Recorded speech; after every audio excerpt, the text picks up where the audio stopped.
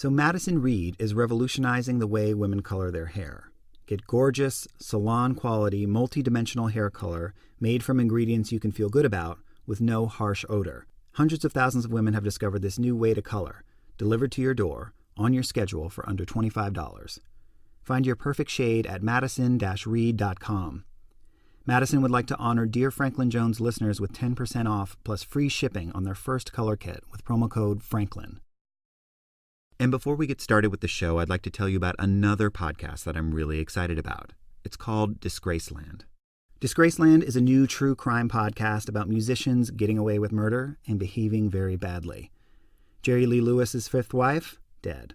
Sam Cooke, 3 a.m. in a seedy motel, dead. Sid and Nancy, dead. Why? Because musicians are crazy. Because insane things happen to them. Murder, suicide, cults, Tupac, Beck, members of the Stones even sleeping with the First Lady? Wait, what? If you love true crime and you love music, get ready to love Disgraceland. Listen everywhere podcasts are available. Hey everyone, remember to subscribe to this podcast so you get an update as soon as the next episode is ready. And don't forget you can listen to all 7 episodes of Dear Franklin Jones ad-free right now on Stitcher Premium. Go to dearfranklinjones.com and use the promo code JONES for 1 month free.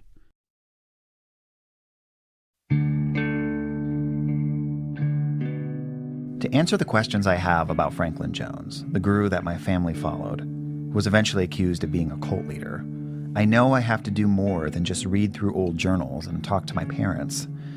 I have to talk to his followers, people I grew up with, people I haven't seen or even thought about in years. One of the people who knows the most about Jones is actually my dad's best friend. So I'm going to have cashew milk. There's almond milk or cashew milk? Oh, thank you. I'm fine with just okay. Plain tea. And I'm going to take stevia, or I have honey if you want that. This is perfect. Just like okay. This is great. Thank you, though. This is James Steinberg. We meet at the group's bookstore in Northern California. James is in his 60s now and looks older than I remember. He's also the group's archivist, wrote multiple books about Jones and what he calls the guru-devotee relationship. James joined Jones's group when he was 18, and almost half a century later, even with Jones gone, he's still devoted to Jones's teachings. There's pictures of him as an infant where you see a very extraordinary kind of quality about him. That picture, here, I'll show you this one here. This picture here. I've seen this picture so many times. Jones is a baby, sitting cross-legged on a blanket, on a lawn. Hair is swiped to the side.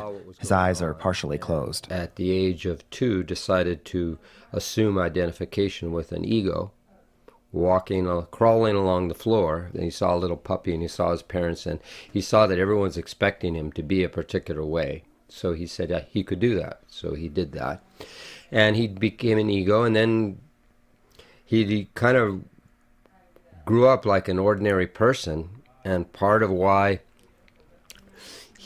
was able to teach so well is because he knew how we ticked, because he had done that himself. When I look at this picture now, I can't see what James describes. I just see a baby, a normal baby. I mean, don't all little kids have a sense of wonder and curiosity? That's like the definition of being a normal kid. But as a follower of Jones, those seemingly ordinary details of his life become part of this extraordinary story, a creation myth. Everything about him was proof he was enlightened. And everything he did, no matter how much it might hurt, was supposed to be for our benefit, his followers. Give me your attention at any moment, and you will receive this grace. I love this photo. This is the photo that grabbed me. He was loose, he was bright, he was very intelligent, and we have had some laughs. And little by little, we realized it was nonsense. But I snapped because I saw it. I mean, it was so radical in my mind. Oh, there is no teaching. But I'm not a me, you see? I literally am you.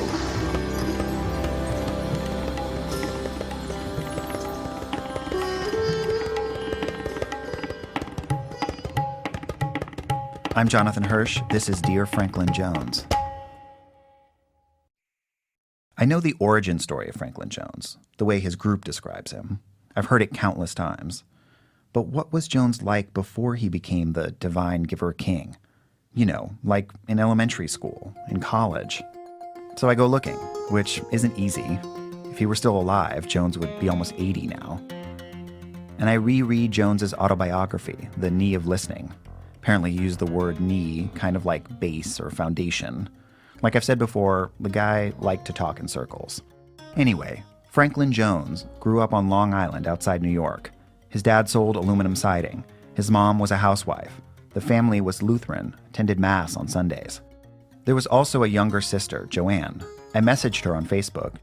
She declined to be recorded for this story, but Joanne did tell me that Jones was precocious as a kid, that he was into ventriloquism and had a dummy named Corky, and apparently Jones was pretty good.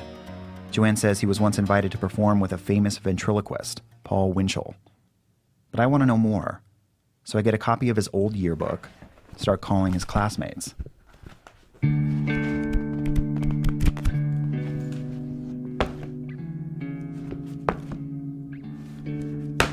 Jones was in a ton of clubs: varsity football, honor society, astronomy club, radio guild, High Y fraternity, where he's the only one wearing a bow tie. A former fraternity brother tells me Jones, who he called Frank, was, quote, not run-of-the-mill. But that's about it. A lot of people can't remember him. Some people even pull out their yearbooks, try to find him. After high school, Jones went to Columbia University in New York. This is him talking about it years later to his followers. Well, about the end of the first week or so, I was no longer religious.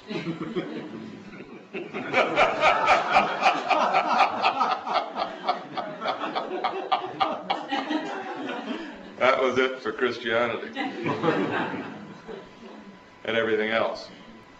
So, in some sense, I keep looking, searching for details that will help me understand how Jones went from a chubby kid barely anyone could remember to this mysterious figure with thousands of followers. But so many of the details of his early life seem so typical. A white, middle-class family, some clubs, college. After college, Jones moves to California for a master's program at Stanford. There, he starts dating a woman named Nina Davis. Nina writes in Franklin Jones's official biography that she met Jones for the first day of grad school in 1961. When he looked at her, she says, she felt, quote, the most profound communication of feeling she had ever known. I tried to get in touch with Nina for this story. I knew her as a kid. She was soft-spoken with long hair. She's still a member of the group and lives in California, but she never responded. For the next 7 years, the two of them zigzag across the country. In his autobiography, Jones describes signing up for drug tests at the VA. He was given LSD and mescaline and psilocybin. He writes, during one of those sessions, I think perhaps I was on LSD, I felt a profound energy rising in me. It began at the base of my spine, and when it appeared in the heart, it generated an intense emotion that was overwhelmingly loving and full, and yet intensely sorrowful. He's paid for the drug test, but otherwise doesn't really work. They live off Nina's salary as a teacher. Jones stays home and writes and drinks and smokes weed. It's during this period that Jones and Nina adopt a cat. A cat. No big deal, right? But this cat, Robert, is special, at least according to Jones. There's a picture of Robert the cat in Jones's autobiography. He's gray and black and sits on a picnic table. He looks a little wild. I guess, he's a cat. In the book, Jones says that Robert the cat, taught him how to live a wild life, how to have more than one partner, how to follow his primitive desires. Jones calls Robert his guru, his best friend, his mentor. When Robert dies, Jones has him cremated. Later, he dedicates a spot on the group's property to the cat, a place I'd grow up hearing about, called Holy Cat Grotto. In 1964, Jones and Nina moved to New York. A couple times, Jones thinks he's found his path. At one point, he has his own guru, but nothing really sticks. Jones studies to be a Lutheran minister. For about a year, he tries Scientology, travels to India, then around Europe, seeking. Eventually, Jones and Nina settle in L.A. At that point, in the late 60s, L.A. is like the epicenter of alternative spirituality. There are New Age bookstores and ashrams opening up, health food and vegetarianism are big. Jones starts hanging around and making friends with other seekers, guys like John Krajewski. I was a dedicated yogi, doing yoga for hours. I was a manic seeker, an extremist. Believe me, I was an extremist. Today, John works in photography. Back then, John was an artist. He illustrated psychedelic posters for local bands. He was also married with a kid. John says he was immediately fascinated by Jones. He was loose, he was bright, he was very intelligent, and we have had some laughs. Jones and John are the same age, and they start hanging out pretty often. Jones has regular get-togethers at his house in Laurel Canyon. It also fascinated me that he had two wives, or a wife and a girlfriend, and he was living with both of the women, and he would tell me how he had to play both of the women, or else they'd get jealous with one another. Jones often uses Sanskrit words that John says go over his head. But they meditate together. They do yoga for hours. They become friends. Then one day, they're meditating, and suddenly John opens his eyes. And Jones opens his. And they start staring at each other. And John feels comforted, protected, loved.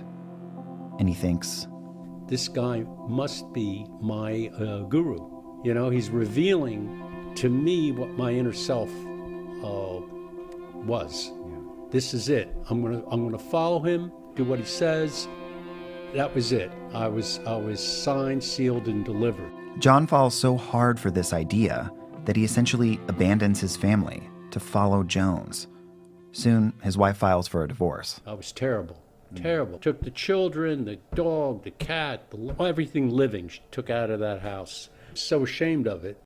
It will be years before John looks back and starts to question Jones's motives. But right now, more people are joining Jones's group. They come to meditate and hear his talks, like Tanya Constantine. I love this photo. This is the photo that grabbed me. It's a photo on the cover of Jones's autobiography.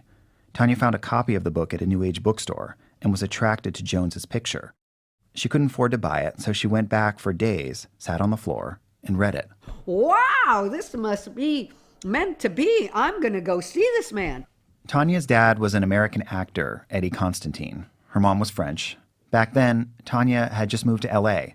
She'd recently gotten divorced and was raising her two young daughters alone. She says she was unhappy and lonely. No job, no money, no support. I wanted to find a community where I could be supported and get some help to raise my children. Tanya meets John. They start going to Jones's parties together. John and Tanya say all members were required to get full-time jobs and donate 10% of their salaries to the group. They say they did this gladly because they felt like they were part of something. They were starting a community together. Followers also had to abide by a strict vegetarian diet, exercise every morning, meditate twice a day. And at first, followers like John and Tanya, who were a couple now, aren't allowed to have sex until they get married. No sex outside of marriage. But just as quickly as Jones makes up these rules, he changes them. It'd create these situations, or you would do these things because it'd tell you to do them, and then it'd laugh at you and make fun of you. Jones explained his mercurial behavior by saying it was part of his teaching, that his followers shouldn't be attached to any one discipline. Instead, he decided what they did and when.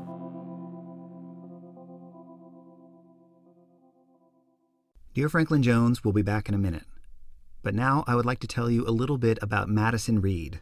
So the founder of Madison Reed, Amy Errett, named the company after her daughter, and it's revolutionizing the way women color their hair. For decades, women had two options: an outdated, at-home hair color, or the time and the cost of going to a salon. Amy created Madison Reed because she believes women deserve a better option. Madison Reed is reinventing the way women color their hair by offering the quality of salon care and the convenience and affordability of at-home hair color, and an ammonia-free formula with ingredients you can feel good about. You'll look like you just came from a salon when in fact you've done it from your home. Experience the beautiful, multi-dimensional hair color made in Italy delivered to your door on your schedule for under $25. Join the hundreds of thousands of women who have tried and loved Madison Reed. Find your perfect shade at madison-reed.com. Madison Reed would like to honor Dear Franklin Jones listeners with 10% off plus free shipping on their first color kit with promo code FRANKLIN. That's code FRANKLIN. And before we get back to the show, I'd like to tell you about another podcast that I'm really excited about. Cameron Esposito is bringing her show Query to our friends at Earwolf. Sit in on conversations between host and stand-up comic Cameron Esposito with some of the brightest luminaries in the LGBTQ+ family. Query has featured guests like Tegan and Sarah, Evan Rachel Wood, and Jill Soloway. The show explores individual stories of identity, personality, and the shifting cultural matrix around gender, sexuality, and civil rights. The first episode drops March 5th with special guest Lena Waithe. Make sure to listen and subscribe on Apple Podcasts, Stitcher, or earwolf.com. And now, back to Dear Franklin Jones. From the moment I met John and Tanya at their home in Sonoma County, I felt like I was talking to an earlier version of my parents, Thomas and Kathleen. Spiritual seeking brought them together, and Jones was their guide. John and Tanya even talked a little bit like Thomas and Kathleen, but it also felt like the version of Jones that John and Tanya saw was not quite the one my parents met over a decade later. Because one day, John gets a phone call from another member. He says, come on, we got to pick up, I forget how much alcohol and beer. No, it wasn't beer. It was all hard whiskey. We picked up a couple cases. I said, what's this for? He says, I don't know. So they drive over to the ashram with all this whiskey, and they see Jones sitting in his underwear, drunk out of his mind, as John put it. Everybody was naked. Everyone was naked. And so Franklin said, hi, Frenchie, take your clothes off. At one point, the police show up, John says. Some of the members have their kids there, and they hide them behind desks in another room. John says these parties could last for months. And it doesn't surprise him so much at first, because it's kind of like the parties hippies threw all over L.A. And exploring sexuality, it's supposed to be part of the teaching. But from the beginning, Tanya says she was a bit more concerned. She was a woman, and she had her 2 daughters with her. At one of the parties, for instance, all the adults had to have their pubic hair shaved. And Jones tells Tanya that she has to be the one to do the shaving. I was shocked. I was shocked because I thought, this is not spiritual. Yeah. And he was drunk, and everybody around was drunk. In some ways, it was like a fraternity, a club. And Tanya says she just wanted to belong. But she always felt like she was on the sidelines, one mistake away from not being invited to the next party. So she did what was asked of her. But the parties start getting crazier and crazier. And for Tanya, the shine starts to wear off. She's beginning to question why they're doing what they're doing. The group is growing. There are dozens of members now, and they're pulling in a lot of money. At the same time, Jones is increasingly removed from his congregation. At one point, John says followers are told they're no longer allowed to touch him. He was the boss. He was the superstar. Jones often stirs up drama in the group, spreads rumors about people. Tanya says Jones told people that she was crazy. He gives a talk that, for followers at least, came to define this period. It's called The Garbage and the Goddess. In the talk, Jones tells his followers they're too focused on what he, their guru, does. This is a recording of it. The guru gives you his garbage. And he expects you to throw it away, but you meditate on it.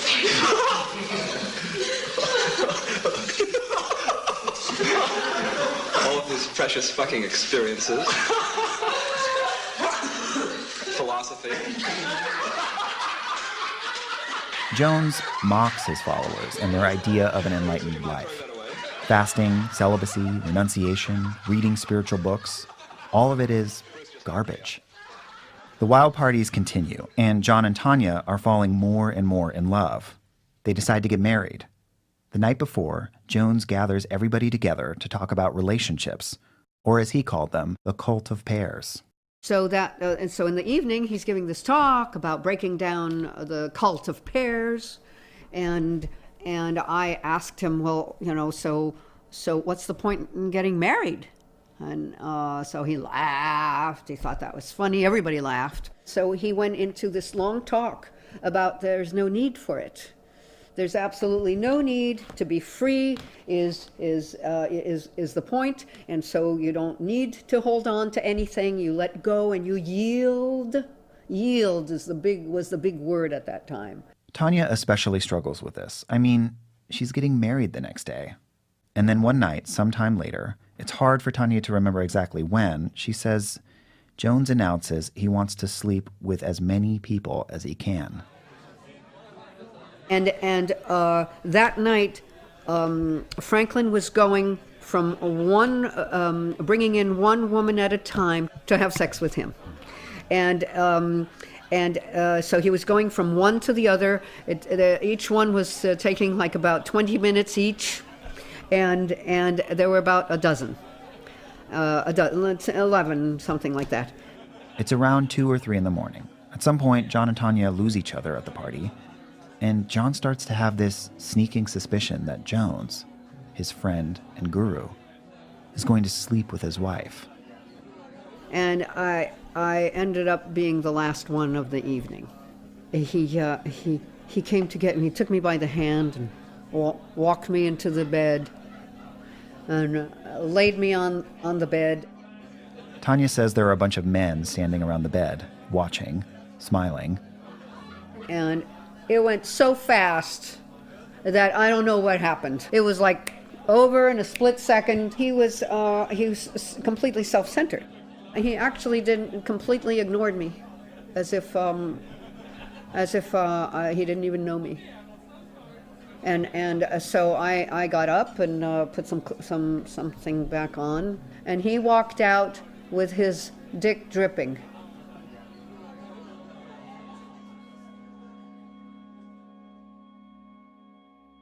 Tanya says it was well known in the group that women who had sex with Jones had a higher status. Tanya wanted that status. But afterward, she says she just felt empty. Does she regret it? Yes. Was John hurt at the time? Yeah. They say it left a permanent scar on their relationship. Even now, it's hard for them to talk about it. And these events were the beginning of the end of John and Tanya's time with Jones. Tanya was the first to leave. For her, it was Jones's teachings that did it. Jones had asked her and another woman to translate his books into French, which they do. We'd translate it into French, and then we'd read it back to each other, and we'd say, what in the world does that mean? And little by little, we realized it was nonsense. At least it appeared nonsense to us. But I snapped because I saw it. I mean, it was so radical in my mind. Oh, there is no teaching. It took John a little longer to get to this point, but he comes to the same conclusions as Tanya. By the time John and Tanya leave in 1978, they'd spent 8 years with Jones. The two of them, though, they stayed together, tried to make sense of their time in the group, of why they followed Jones, and why others would continue to follow him. Much like you do in your life. So you build this story up of how you have this relationship with him, where there were moments that were intimate. There are moments that were really humorous, where you had a lot of laughs. And there are moments where you were hurt, degraded, put down. You have to letting that go is a good thing.